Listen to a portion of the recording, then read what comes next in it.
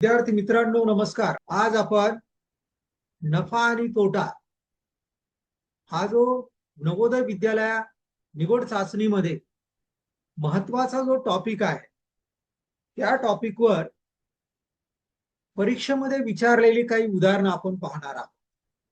तर चला पहिलं उदाहरण पाहू आपण. हा पहिलं उदाहरण आहे. एक दुकानदार एक बॉल पेन 12 रुपयाला व 10 बॉल पेनचे एक पॅकेट 100 रुपयाला विकतो. म्हणजे एक पेनाची किंमत जी विक्री किंमत आहे, एक पेन हा तो 12 रुपयाला विकतो. परंतु 10 बॉल पेनचं जे पॅकेट आहे ते म्हणजे 100 रुपयाला. हे जर पॅकेट जर घेतलं 10 बॉल पेनचं तर 100 रुपयाला विकतो. श्रीमती स्वातीने 24 बॉल पेन खरेदी केल्यास, जर स्वातीनं 24 बॉल पेन जर खरेदी केले तर तिला म्हणजे दुकानदारास किती पैसे द्यावे लागतील. बघा, 24 बॉल पेन म्हणजे 10 अधिक 10 अधिक 4. मग 10 बॉल पेनचं एक पॅकेट आहे पहा. एक पॅकेट 10 बॉल पेनचं आहे. म्हणजे या पॅकेटची किंमत असेल 100 रुपये. ते दुसरं जे पॅकेट आहे त्याचं 100 रुपये आहे. आणि त्याच्यानंतर 4 पेन राहिलेले आहेत ते मोकळे पेन आहेत. तर एक पेन हा 12 रुपयाला घ्यावा लागेल. म्हणजे 12×36 रुपये द्यावे लागतील. म्हणजे हे 200, 2 पॅकेटचे 200 आणि 4 जे पेन घेतलेले आहेत त्याचे 36 रुपये, म्हणजे असे 236 रुपये एकूण द्यावे लागतील. आपलं उत्तर असेल 12 गुणिले 4 48 होतं. हे 12×36 नाही होणार, 48 होईल. हा प्रश्न परत पहा. एक पेन हा 12 रुपयाला आहे आणि 10 पेन जर पॅकेट घेतला आपण तर 100 रुपयाला आहे. ठीक आहे. एका दुकानदाराने एक बॉल पेन 12 रुपयाला आणि 10 बॉल पेनचं एक पॅकेट 100 रुपयाला. म्हणजे एक पेन जर घेतला तर 12 रुपये आणि 10 पेनचं पॅकेट घेतलं तर 100 रुपये. मग स्वातीनं काय केलं, 24 बॉल पेन घेतले. 24 बॉल पेन घेतले म्हणजे ती काय करेल, 10 पेनचे 2 पॅकेट विकत घेईल. मग हे जे 10 पेनचं पॅकेट आहे त्याला 100 रुपये लागतील. हे जे 10 पेनचं पॅकेट आहे त्याला 100 रुपये, म्हणजे हे 200 झाले. आणि दुसरे 4 आहेत, 4 पेन शिल्लक राहिले, कारण टोटल 24 घ्यायचे आहेत. एक पेन हा 12 रुपयाला आहे. म्हणजे 12 गुणिले 4 केलं तर हे 48 येतं. म्हणजे हे 200 रुपयामध्ये आपल्याला 48 मिळवावे लागतील. म्हणजे हे काय होईल, 0 अधिक 8 8, 0 अधिक 4 4, हे 2. म्हणजे स्वाती मॅडमला त्या दुकानदाराला किती रुपये द्यावे लागतील, 248 रुपये द्यावे. नीट लक्षात घ्या. चला पुढचा प्रश्न बघू आपण.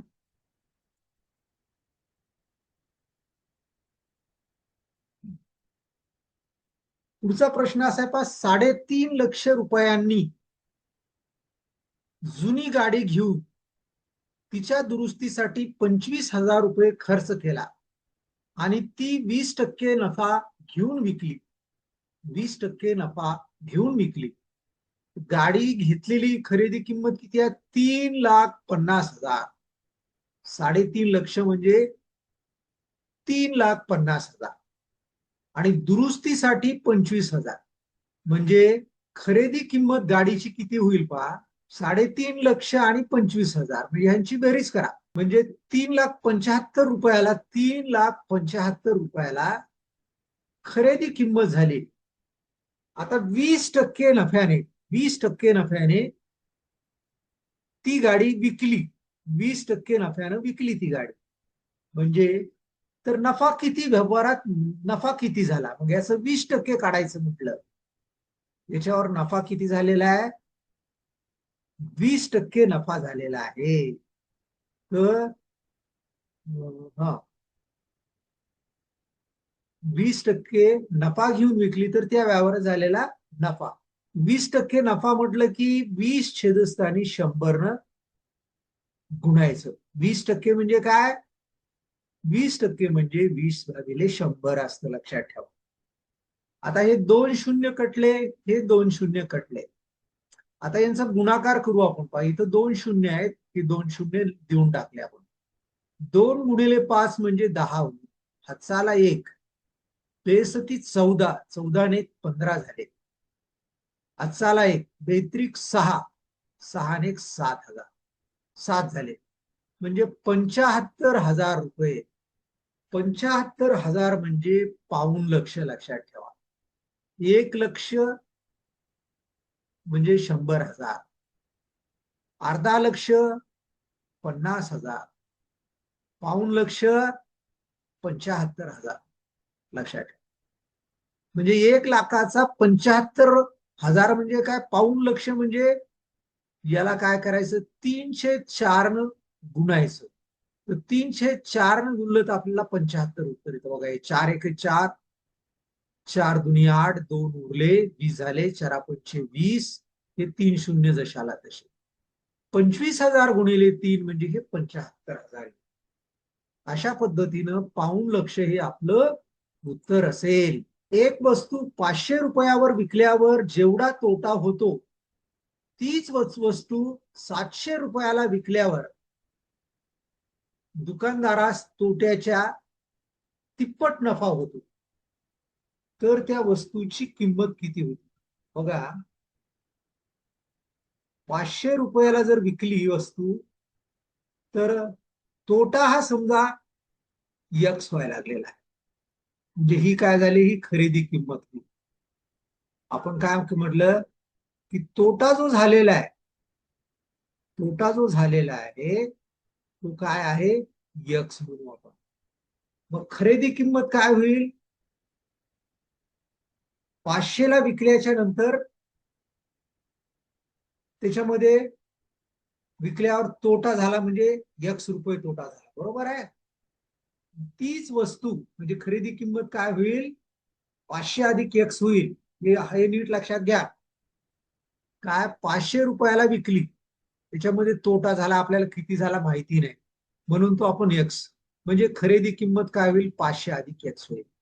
आता 700 रुपयाला ती जर वस्तू विकली, 700 रुपयाला जर ती वस्तू जर विकली, तर दुकानदारास तोट्याच्या तिप्पट नफा होईल. म्हणजे 700 रुपये बरोबर ही 500 अधिक यक्स, म्हणजे ही खरेदी किंमत. आता त्याच्यामध्ये नफा मिळवावा लागेल तिप्पट, 3x. म्हणजे हा जेवढा तोटा झालेला आहे त्याच्या तिप्पट. म्हणजे काय होईल? 700 वजा हे वजा 500 करा, बरोबर आहे. बरोबर x अधिक 3x 4x होईल. मग हे आलं 200. 200 बरोबर 4x. हे 500 हा अधिक मध्ये आहे, बेरजेमध्ये, इकडे आला की वजा बाकी मध्ये होईल. मग 200 बरोबर यक्स. आता हा 4 जो आहे तो भागाकारामध्ये जाईल. म्हणजे 4 1 4, 4 5 20. म्हणजे एक्सची किंमत काय आली? 50 आली. पा एक्सची किंमत 50. म्हणजे आपल्याला त्या वस्तूची खरेदी किंमत, आता आपली खरेदी किंमत किती आहे? 500 अधिक एक्स आहे. म्हणजे 500 अधिक 50, म्हणजे हे येईल 550 उत्तर आपलं येईल. विद्यार्थी मित्रांनो, परत लक्षात घ्या, हा प्रश्न लक्षामध्ये जर आला नसेल, एक वस्तू आहे ती 500 रुपयेला विकल्यावर जेवढा तोटा होतो, आता आपल्याला माहिती नाही तोटा किती होतो. तीच वस्तू 700 रुपयाला जर विकली तर दुकानदाराला तोट्याच्या तिप्पट नफा होतो. म्हणून आपण काय केलं? तोटा काय मांडला आपण? यक्स मांडला. आपल्याला माहिती नाही किती, म्हणजे 500 अधिक यक्स म्हणजे 5 म्हणजे विक्री किंमत अधिक तोटा बरोबर खरेदी किंमत, म्हणजे 500 अधिक यक्स. आता ती वस्तू विकली, विक्री किंमत बरोबर काय असतं? खरेदी किंमत अधिक नफा असतो. तर ही आपली खरेदी किंमत आहे 500 अधिक यक्स. आता त्याच्यामध्ये नफा किती आहे? जेवढा तोटा झालेला आहे त्याच्या तिप्पट आहे, म्हणून हे 3x मिळवले आपण. मग हे 500 जे आहेत ते डाव्या बाजूला आल्यानंतर वजाबाकीमध्ये जातील. 700तून 500 गेले 200, आणि हा जो x आणि 3x आहे हे 4x होईल. मग हे 200 बरोबर 4x, हा 4 जो गुणाकारामध्ये आहे उजव्या बाजूला, तो डाव्या बाजूला आल्यानंतर भागाकारा जाईल, बरोबर x. 4 पंचे 20 शून्य, म्हणजे x बरोबर 50 असेल. तर हे 50 हा म्हणजे तोटा झालेला आहे. खरेदी किंमत म्हणजे विक्री किमतीमध्ये तोटा जर मिळवला तर आपल्याला खरेदी किंमत मिळते 500 अधिक x म्हणजेच 550.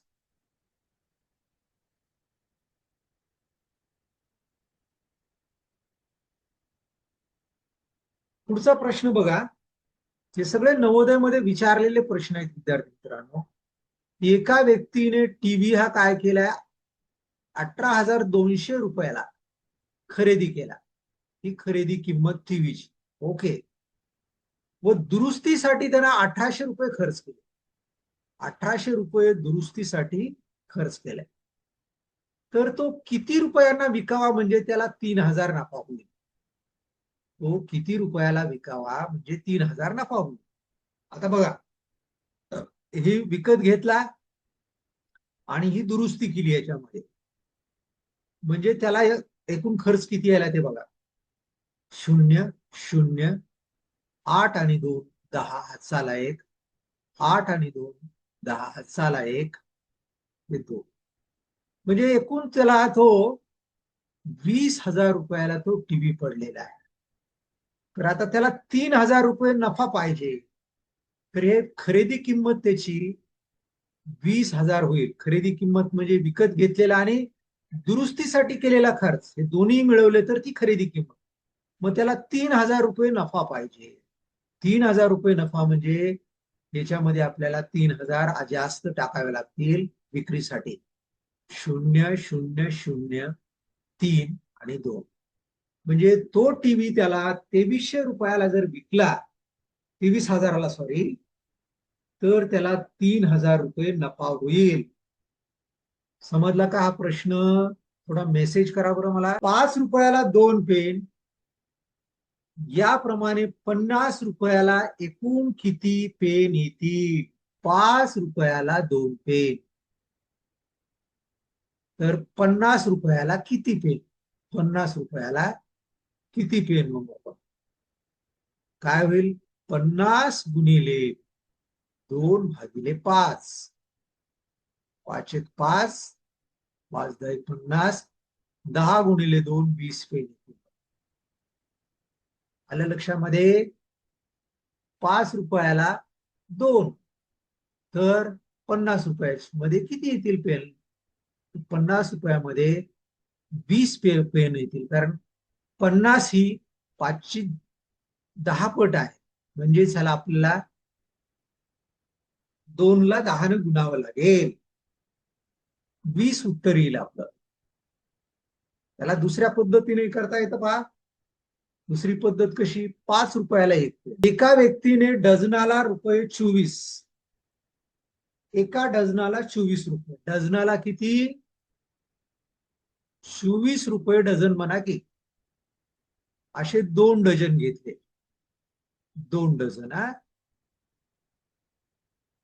सफरचंद विकत घेतले.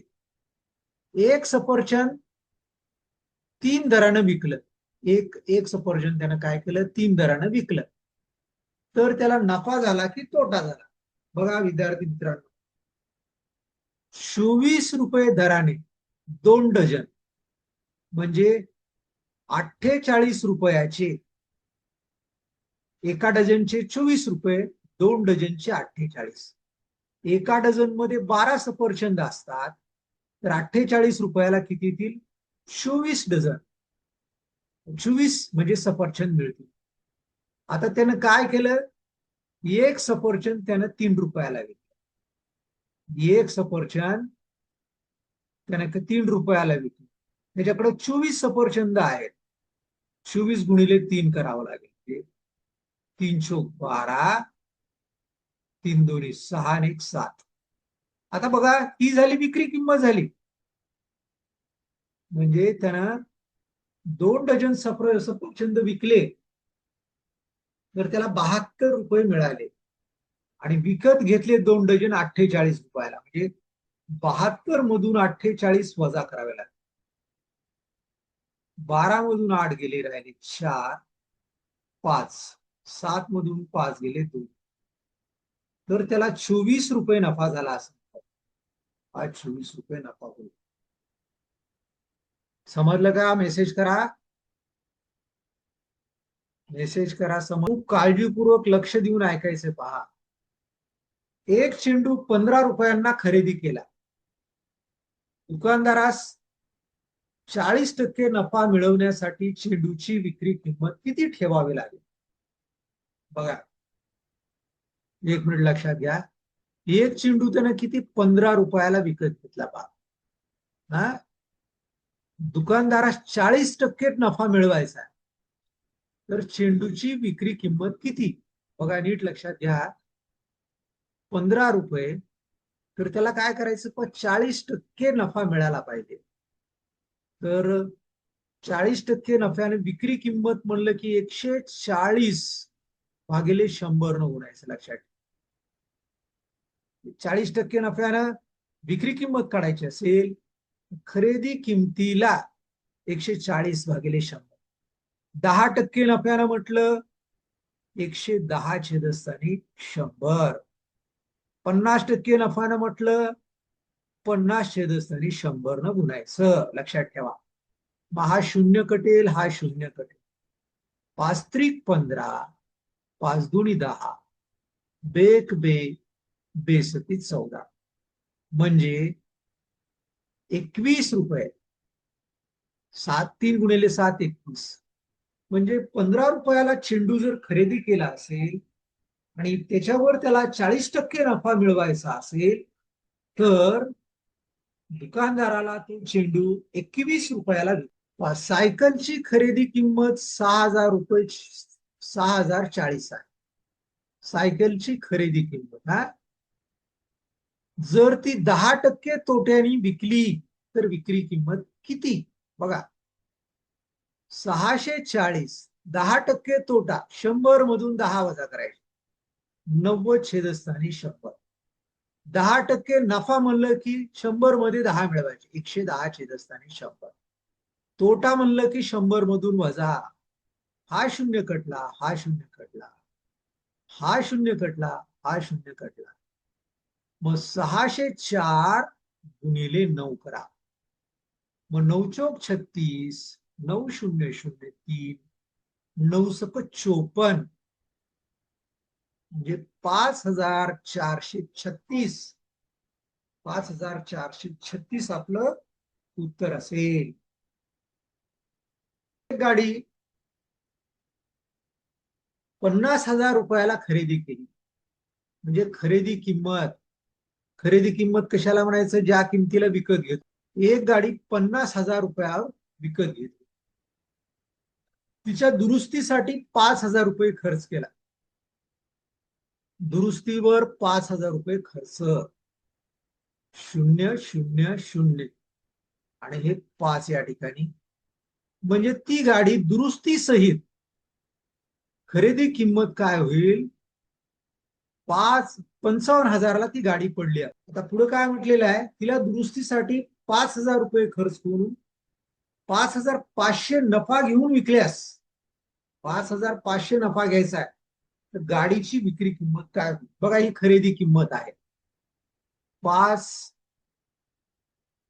म्हणजे 55,000 रुपयाला त्याने घेतलेली आहे, बरोबर आहे. 50 आणि तुम्हाला सांगतो दुरुस्ती म्हणून ते 55,000 झाले ना. 55,000 बरोबर आहे. आता 5,500 नफा करायचा आहे. 5,500 नफा म्हणजे वाढवून सांगावे लागेल एवढी. 0 0 5, 5 आणि 5 10, चाला 100. म्हणजे ती गाडी त्याला, गाडीची विक्री किंमत काय होईल पहा? 60,500 होईल. 60,500, 60,500 ही विक्री किंमत.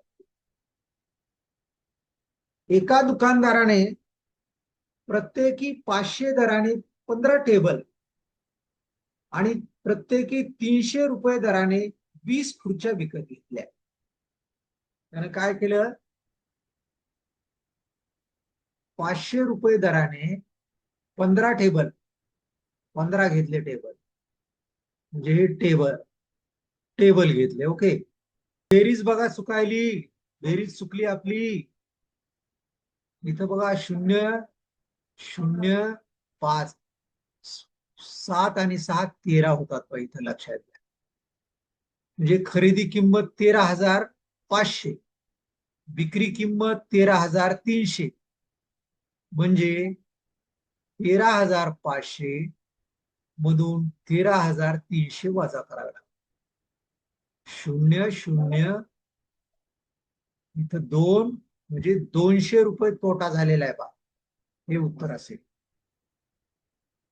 समजलं का? समजलं? अरे बेरीज वगैरे चुकली तर, येस येस येस, चुकलो चुकलो मी सानू, बेरीज चुकली. Okay okay okay okay okay, आता बरोबर आहे. बेरीज चुकते कधी कधी. चला शेवटचं उदाहरण बघू आपण. एका दुकानदाराने 50 किलो तांदळाचं एक पोतं 350 रुपयाला खरेदी केलं. 50 किलोचं एक पोतं 350 रुपयाला खरेदी केलं. हा, हे 350 रुपयाला. दुकानापर्यंत आणण्यासाठी 5 रुपये मजुरी दिली त्यानं, ही मजुरी. ओके, म्हणजे 355 रुपये. त्याने सर्व तांदूळ 1 किलो 8.50 ने विकला. म्हणजे त्याला व्यवहारात नफा झाला की तोटा झाला, ते 355 रुपये लागले त्याला, बरोबर आहे. आणि त्याने एका किलोला किती घेतले, 8.50.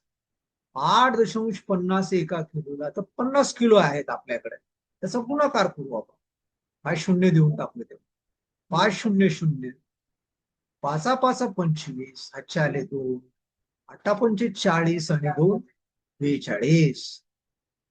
म्हणजे आपलं काय येईल उत्तर, हा दशांश इथं नाही द्यायचा, 1 2 1 2, म्हणजे 425 रुपये त्याला मिळाले. मग 425 355 मधून वजा करा. 5 5 5 0, 12 मधून 7 गेले, 12 मधून 5 गेले 7, 0. म्हणजे त्याला 70 रुपये नफा झाला. 70 रुपये नफा.